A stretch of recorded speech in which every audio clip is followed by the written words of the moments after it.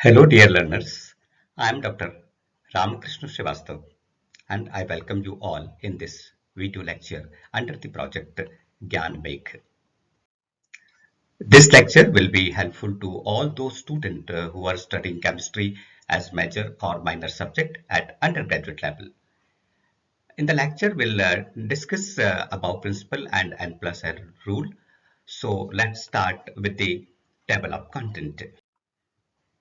So here we can see the topics to be covered: learning outcomes, previous learning, introduction, above principle and N plus L rule, limitations, summary, and finally we come to the references and link for further reading.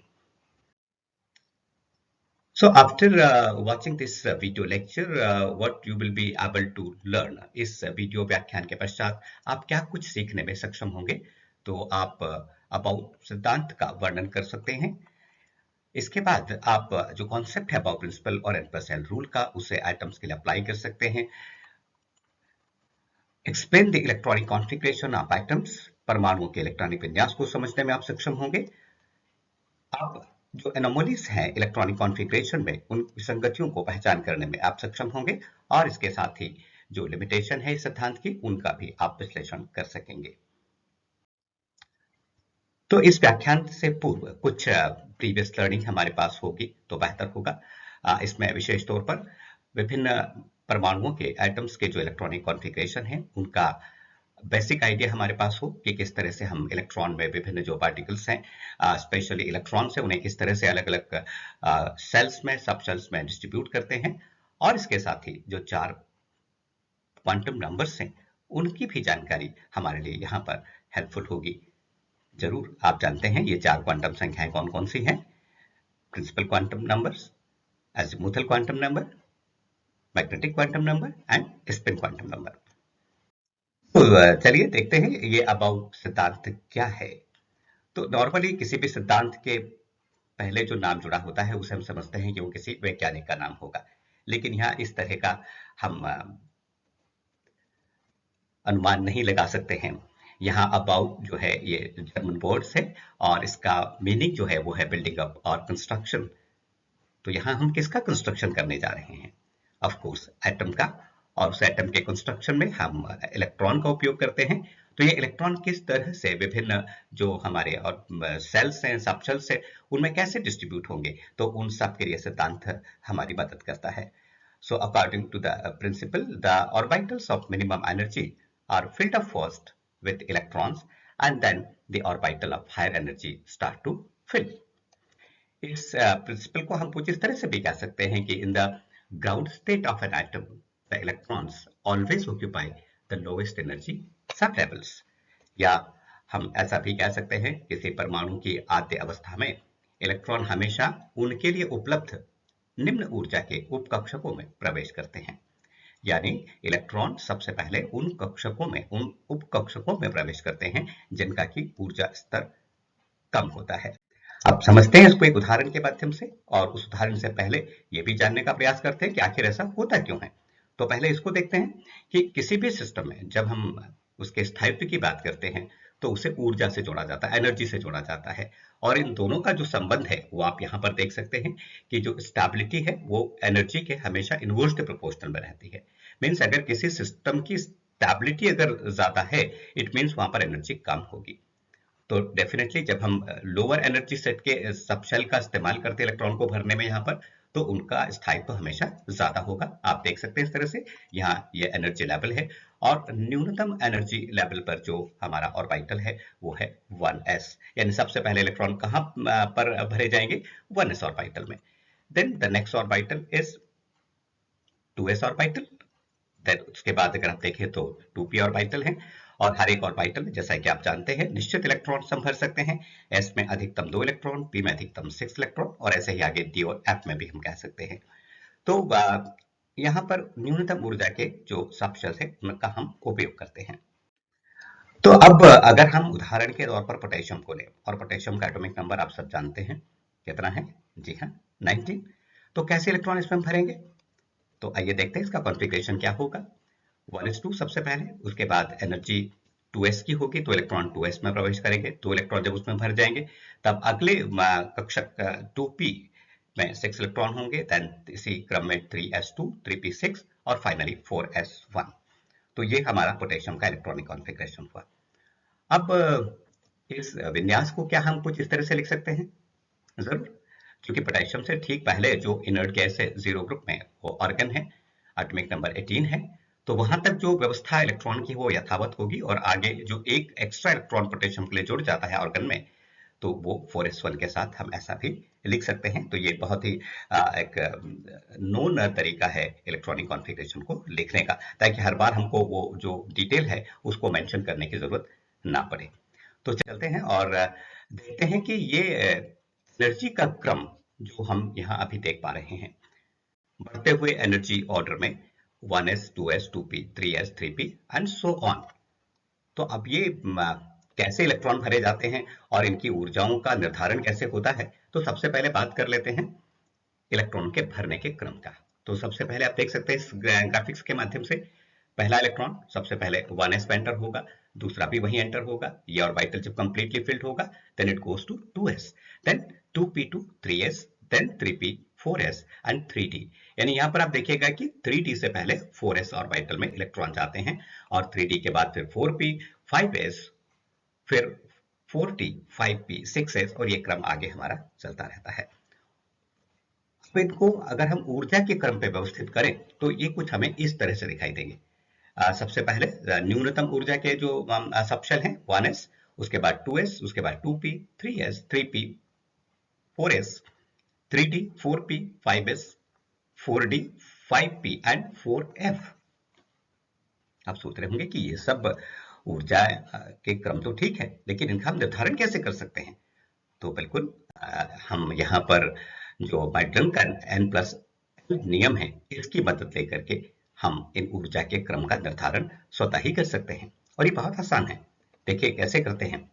तो सबसे पहले तो electronic configuration को यदि हमें निकालना है, तो उन पर्टिकुलर इलेक्ट्रॉन्स के लिए उनके 2 क्वांटम नंबर्स की जानकारी होना हमारे लिए बेहद जरूरी है।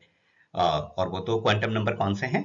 आप यहाँ देख सकते हैं n+l रूल को n+l रूल कहा जाता है। तो n जो कि प्रिंसिपल क्वांटम नंबर यानी मुख्य क्वांटम संख्या है, और l जिसे हम एजिमुथल क्वांटम संख्या कहते हैं, क्वांटम नंबर्स कहते हैं।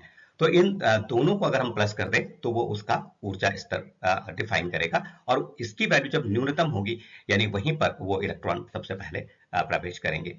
So the orbital having the lowest energy of n+l has the lowest energy and hence filled up first. तो अब ये नियम के में क्या खास बात है उसको भी हम देख लें। तो जैसा अभी हमने बात की कि जो रूल है with the increasing value of n+l the energy increases, इसको इंडिकेट करता है, और इसे समझना बहुत आसान है। कैसे? प्रिंसिपल क्वांटम संख्या जो कि n इज इक्वल टू 1 से शुरू होती है, सबसे पहला सेल होता है, और मैन एनर्जी लेवल उसका नाम ही है, अगर पहला है मतलब सबसे कम ऊर्जा इसकी होगी। और दूसरा, जब हम ऑर्बिट की बात करते हैं तो साथ में हमारे साथ जो उसके सब एनर्जी लेवल्स होते हैं वो साथ में होते हैं। तो अगला जो ऊर्जा हम डिसाइड करते हैं, एनर्जी डिसाइड करते हैं, वो एजिमुथल क्वांटम नंबर से करते हैं। तो ये 2 ही क्वांटम नंबर्स हैं जो ऊर्जा के बारे में हमें जानकारी देते हैं। तो ऐसे में जब हम इनका टोटल करते हैं और जिस इलेक्ट्रॉन के लिए जिस सबशेल के लिए इसकी वैल्यूज कम होगी वहां पर हमारे इलेक्ट्रॉन प्रवेश करेंगे। और अगर कुछ केसेस में हम देखेंगे कि दोनों के ही जो मान हैं वो अगर समान हो जाते हैं तो फिर इलेक्ट्रॉन उन सेल्स में प्रवेश करेंगे जहां पर कि n का वैल्यू कम होता है। चलिए आगे इसको और बेहतर तरीके से जानने का प्रयास करते हैं। तो n principal quantum numbers, values 1 2 3 4 5 and so on हो सकती है। ये बोहर्स एटॉमिक मॉडल में बहुत विस्तार से हम लोग जानते हैं। सेकंड, एजिमुथल क्वांटम नंबर, इसकी वैल्यू 0 से स्टार्ट होती है और 1 2 3 तक अप्रोच करती है। इसकी वैल्यू n पर डिपेंड करती है, और n से हमेशा -1 करके इसको निकालते हैं। तो आप देखेंगे कि n की जितनी वैल्यू है एक्चुअल में न्यूमेरिकल वैल्यू l की भी उतनी ही होती है, लेकिन हमेशा n से एक कम भी होती है। ये हिस्सा इसलिए है कि ये स्टार्ट हम 0 से करते हैं, जबकि जो n की वैल्यू है वो 1 से शुरू होती है, 1 से स्टार्ट होती है। सो एजिमुथल 0 1 2 3। तो जब l 0 होगा तो आप मानकर चलिएगा हमेशा ये s सबशेल है, p सबशेल है, अगर उसके लिए l की वैल्यू देना होगी तो ये 1 होगा, d के लिए वैल्यू 2 होगी और f के लिए 3 होगी। तो n हमारे पास नोन है 1 2 3 4 5, हम आराम से पता कर सकते हैं कौन सा शेल का इलेक्ट्रॉन है। और किस सबशेल में इलेक्ट्रॉन को जाना है, उसके अकॉर्डिंगली एल की वैल्यू भी हमारे पास है। तो इन दोनों को अगर हम जोड़ते हैं, इनका सम अगर निकालें, तो हम एनर्जी लेवल ऑफ सबशेल या किसी ऑर्बिटल का जो एक एनर्जी लेवल है उसको यहाँ पर देख सकते हैं। तो अब देखिए, इसको और सिंप्लीफाइड तरीके से जानने का हम प्रयास करते हैं। अब कौन कौन से सबशेल हमारे पास हो सकते हैं, आप यहाँ पर देख सकते हैं 1s 2s 2p 3s 3p 3d और इस तरह से आगे तक हम 4f तक जा सकते हैं। अब हर एक का प्रिंसिपल क्वांटम नंबर क्या होगा, तो आप देखिए ये जो पहला नंबर सामने लिखा होता है सबशेल के आगे 1 2 3 4, ये नंबर ही दरअसल इनका प्रिंसिपल क्वांटम नंबर है। 1s के लिए 1, 2s के लिए 2, 2p के लिए 2, 3s के लिए 3, 4s के लिए देखेंगे तो 4। और L, तो जैसा अभी हमने देखा था कि S के लिए हमेशा वैल्यू कितनी होगी, 0 होगी, P के लिए 1, D के लिए 2 और F के लिए 3। तो N प्लस L, अगर आप इस 1s के लिए देखें तो 1 plus 0 is equal to 1, 2s के लिए 2 plus 0 is equal to 2, 2p के लिए 2 प्लस 1 इज इक्वल टू 3 और 3s के लिए 3 प्लस 0 इज इक्वल टू 3। तो सबसे least value N plus L का किसके लिए है, बिल्कुल 1s के लिए। तो आप देखें 1s 2s 3s 4s सबके L वैल्यूज आप देख सकते हो कितने कितने हैं, 0 0। तो ये समझ में आ गया कि S है तो L का वैल्यू 0 ही होगा। अब अगर 2p को देखें तो 2p 3p 4p L value 1 1 and 1। अब D को देखते हैं 3d 4d, L वैल्यू कितनी होनी चाहिए, बिल्कुल 2 एंड 2 और F तो 3। तो अब N प्लस L 1 है 1s के लिए, तो सबसे पहले इलेक्ट्रॉन कहां जाएगा 1s में, उसके बाद देखिए 2s 2p 3s 3p 4s 3d और ये क्रम आगे ऐसा ही चलता रहेगा। तो यहां आप क्या देख रहे हैं कि जब हम 2p और 3s को देख रहे हैं तो N प्लस L का वैल्यू कितना कितना है, 3 3 है, देखिएगा। तो जब N प्लस L दोनों के लिए सिमिलर हो गया तो अब किसके एनर्जी को हम कम मानेंगे, तो इसका डिसीजन, इसका निर्णय हम करेंगे एन वैल्यू के आधार पर, यानी जिसका प्रिंसिपल क्वांटम नंबर कम होगा, यानी जिसका मेन एनर्जी लेवल की एनर्जी कम होगी, उसके सबशेल की एनर्जी भी कम होगी। तो जहां एन का मान कम है वहां पर अब इलेक्ट्रॉन पहले जाएंगे। तो सेकंड जो अप्रोच है एन प्लस एल रूल का, वो यही हमें बताता है कि यदि एन प्लस एल किसी वजह से समान हो जाए तो इलेक्ट्रॉन सबसे पहले उन सबशेल में जाएंगे जहां पर कि एन का वैल्यू कम है। तो मुझे लगता है कि ये बिल्कुल अच्छे से आपको समझ में आ गया होगा। तो चलिए आगे बढ़ते हैं। इसी तरह से आप देख सकते हैं 3p एंड 4s में दोनों के लिए n प्लस एल 4 4 है। तो चलिए बताइए इलेक्ट्रॉन किसमें हम भरेंगे, बिल्कुल 3p में, क्योंकि n का वैल्यू यहाँ पर कम है। तो इस तरह से पूरा जो लेवल है एनर्जी का उसको हम बता सकते हैं कि क्यों अब इलेक्ट्रॉन पहले 1s में जाता है फिर 2s में जाता है, या क्यों पहले इलेक्ट्रॉन 3d से पहले 4s में जाता है। तो अब यहां पर आप देख सकते हैं कि energy N1 N2 N3 N4 N5 के क्रम में इंक्रीज हो रही है। प्रिंसिपल क्वांटम नंबर जैसे बढ़ता है वैसे वैसे ऊर्जा बढ़ती है, और तब जो s ऑर्बिटल हैं, चाहे वो 1s हो 2s हो 3s हो, वहां पर हर एक के लिए L का वैल्यू 0 है। L1 मतलब वो सारे हमारे p ऑर्बिटल्स होंगे, 2p 3p 4p, और L2 मतलब वो d ऑर्बिटल्स होंगे, और d ऑर्बिटल्स आप जानते हैं 3 से स्टार्ट होंगे तो 3d 4d हो सकते हैं। F के लिए L का वैल्यू कितना होगा, 3 होगा। लेकिन जो इलेक्ट्रॉनिक कॉन्फ़िगरेशन हम बात करते हैं अबाव प्रिंसिपल और n प्लस एल रूल के आधार पर, वो हमेशा बिल्कुल सटीक हों ऐसा हम नहीं कह सकते हैं। कई एनोमलीज हमें इलेक्ट्रॉनिक कॉन्फ़िगरेशंस ऑफ एटम्स में देखने को मिलती है। तो चलिए एक एनोमलीज की हम बात करें क्रोमियम के उदाहरण के साथ। क्रोमियम एटॉमिक नंबर 24, और according to n plus L rule अगर आप देखें तो लास्ट जो कॉन्फ़िगरेशन में हम देख पा रहे हैं वो 4s2 3d4 होना चाहिए। लेकिन एक्चुअल कॉन्फ़िगरेशन हमें क्या मिलता है, 4s1 3d5 मिलता है। तो अब यहां पर आप क्या देख रहे हैं कि जो d4 है now it becomes d5, so s2 जो है वो घट करके क्या रह जाएगा, 4s1 रह जाएगा।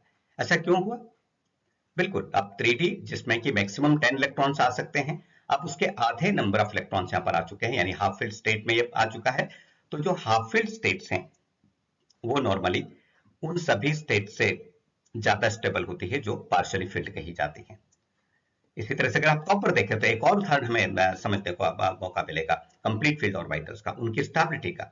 तो copper atomic number 29 configuration expected n plus L rule के अनुसार क्या होगा, 4s2 3d9, लेकिन एक्चुअल में हमें मिलता है 4s1 3d10। यानी यहाँ पर हम देख सकते हैं कि कैसे जो D9 है वो D10 में कन्वर्ट हो जाता है, और जैसे D10 होगा वो कंप्लीट फील्ड ऑर्बिटल की कैटेगरी में आ जाएगा और वो अब ज्यादा स्टेबल है।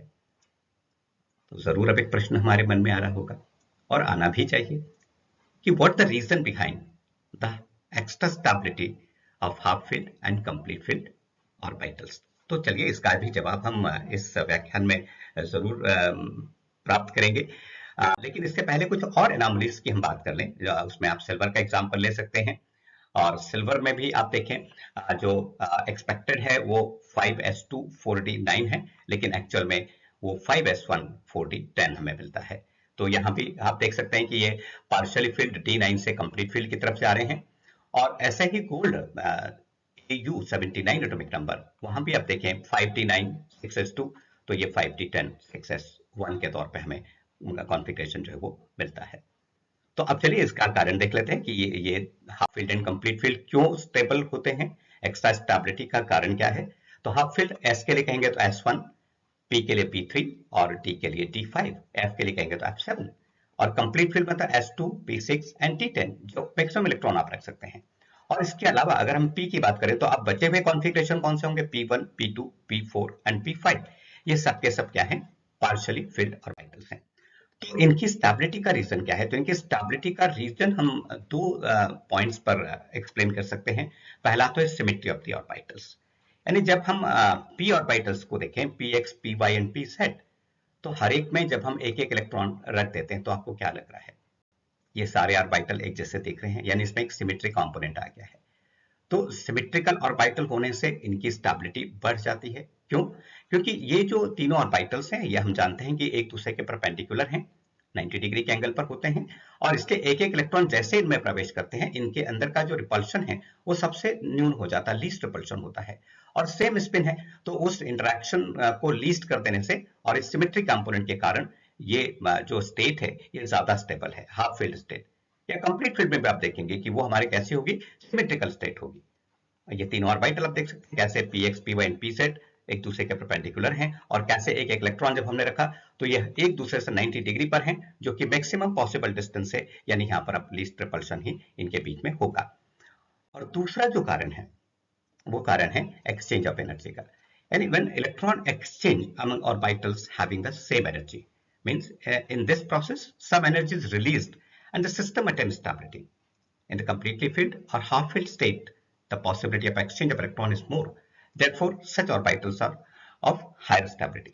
It means क्या हम समझे कि जब हम हाफ फील्ड या कंप्लीट फील्ड में इलेक्ट्रॉन्स को रखते हैं तो उन सभी ऑर्बिटल्स में ऑफ कोर्स उनकी एनर्जी सेम है, सिमिलर है, डीजेनरेटेड ऑर्बिटल्स उनको हम कहते हैं, तो इनके बीच में ये इलेक्ट्रॉन आपस में एक्सचेंज करते रहते हैं, और इस एक्सचेंज की वजह से भी कुछ एनर्जी जो है वो रिलीज हो जाती है, और जैसे एनर्जी कम होगी, हमें मालूम है, हमने शुरुआत में बात की थी कि स्टेबिलिटी वो एनर्जी के इनवर्सली प्रोपोर्शनल में होती है, तो जैसे एनर्जी कम हुई तो स्टेबिलिटी क्या होगा, बढ़ जाएगा। तो इस तरह से ये हमारे half filled and complete field की स्टेबिलिटी का रीजन हम समझा सकते हैं। तो अभी चलिए देखते हैं कि अब इस सिद्धांत की क्या लिमिटेशन है, क्या सीमाएं हैं। तो ऑफ कोर्स जब हम आयनाइजेशन कर देते हैं एटम का, वो आयंस में कन्वर्ट हो जाते हैं, तब उनका इलेक्ट्रॉनिक कॉन्फ़िगरेशन क्या होगा इसको लिखने में ये हमारी मदद नहीं कर पाता है। So it can not be used to write electronic configuration of atoms after ionisation. और यहीं पर एक और लिमिटेशन आ जाती है कि इलेक्ट्रॉन एनर्जी इंक्रीजिंग ऑर्डर में फील्ड होते हैं, लेकिन जब आप इलेक्ट्रॉन को निकालते हैं कैटायंस बनाने के लिए, तब वो इलेक्ट्रॉन हमेशा वैलेंस शेल से ही क्यों जाता है, जबकि उससे कम एनर्जी उससे ठीक पहले वाले शेल की या सब शेल की होनी चाहिए। So this principle does not tell us which electrons are to be removed when an ion is formed. It means why electrons removed from 4s orbital of Fe to get Fe2 plus ion even it has lower energy. इसके साथ ही एक और limitation है जिसे हमने अभी बात की थी कुछ एनोमलीज की, इलेक्ट्रॉनिक कॉन्फ़िगरेशन की, कॉपर, क्रोमियम, सिल्वर, गोल्ड। तो ऐसा क्यों हो रहा है, क्यों इलेक्ट्रॉन अपने पोजीशन को चेंज कर लेते हैं। सिक्स पीरियड की अगर हम बात करें जहां पर कि 4f एंड 5d सबशेल्स में जो कि बहुत ही क्लोजली एसोसिएटेड होते हैं, एनर्जी डिफरेंस बहुत ज्यादा नहीं होता, इलेक्ट्रॉन भरे जाते हैं, तो वहां पर लास्ट इलेक्ट्रॉन जो लेंथेनम में है उसे एक्चुअल में जाना चाहिए 4f में, बट आप देख सकते हैं कि वो 4f में ना जाकर के कहां जा रहा है, 5d1 में पहले जा रहा है, और जब 5d1 हो जाता है उसके बाद 4f में इलेक्ट्रॉन भरना शुरू होते हैं। तो इस एनोमलीज का क्या कारण है, इसका भी एक्सप्लेनेशन हमें सिद्धांत में नहीं मिलता है। इसके साथ ही अगर हम इलेक्ट्रॉनिक कॉन्फ़िगरेशन ऑफ पैरिडियम की बात करें तो यहाँ पर भी हमें कुछ डेविएशन देखने को मिलते हैं from the principal. Expected configuration आप देख सकते हैं, palladium Z is equal to 46, 5s2 4d8, लेकिन यहाँ आप देखिएगा अभी तक हम D9 को D10 कर रहे थे, लेकिन यहाँ पैरिडियम में आकर के ये 8 जो है इट बिकम्स 10 नाउ। तो all the 2 electrons in fact हम कह सकते हैं कि वो 4d में चले गए, 5s में कोई इलेक्ट्रॉन हमें यहाँ पर देखने को नहीं मिलता है। तो ये किस वजह से होता है, यहाँ पर भी ये सिद्धांत जो है हमारी हेल्प नहीं कर पाता है। तो फाइनली हम जो कॉन्फ़िगरेशन है वो 4d लेकर ही इसको मेंशन कर सकते हैं। तो आज के इस वीडियो व्याख्यान में हमने क्या कुछ सीखा, आइए इसको देखते हैं। हमने अबाउट सिद्धांत के बारे में बात की, सिद्धांत का स्टेटमेंट क्या है उसको देखा, हमने मेटलैंक N+L रूल क्या है उसके बारे में जाना, डिफरेंट इलेक्ट्रॉनिक कॉन्फ़िगरेशंस जो कि एटम्स के होते हैं उनके बारे में चर्चा की है, और जो एनोमलीज हैं इलेक्ट्रॉनिक कॉन्फ़िगरेशन की उन्हें देखा है, और साथ में जो लिमिटेशंस हैं या जो एप्लीकेशंस हैं इस सिद्धांत के उसके बारे में जाना। अभी भी हम बहुत कुछ जानना चाहते हैं, बहुत कुछ समझना चाहते हैं, तो यहाँ आपके लिए कुछ बुक्स हैं, कुछ वेब लिंक्स हैं, कुछ ऑनलाइन एजुकेशन प्लेटफॉर्म हैं, जिसमें स्पेशली swayam.gov.in, जहाँ से आप अपने ज्ञान को और आगे विस्तृत स्वरूप दे सकते हैं। और अब कुछ प्रश्न आपके लिए जिसे आप अटेंड करके समझ सकते हैं कि क्या कुछ आपने जाना है।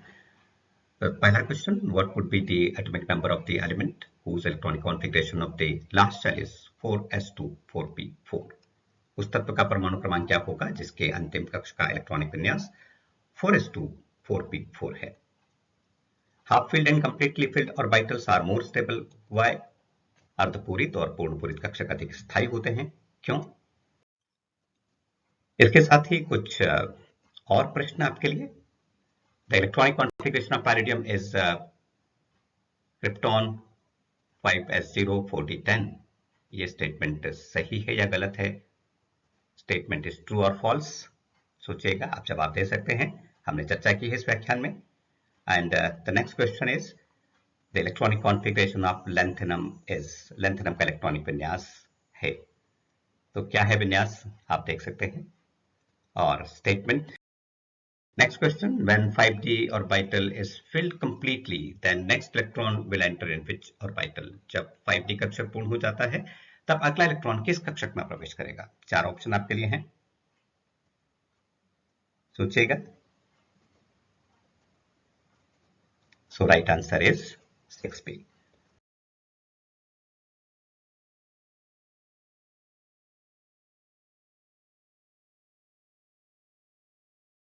So thank you very much for watching this video lecture. Keep learning, keep doing. Thank you.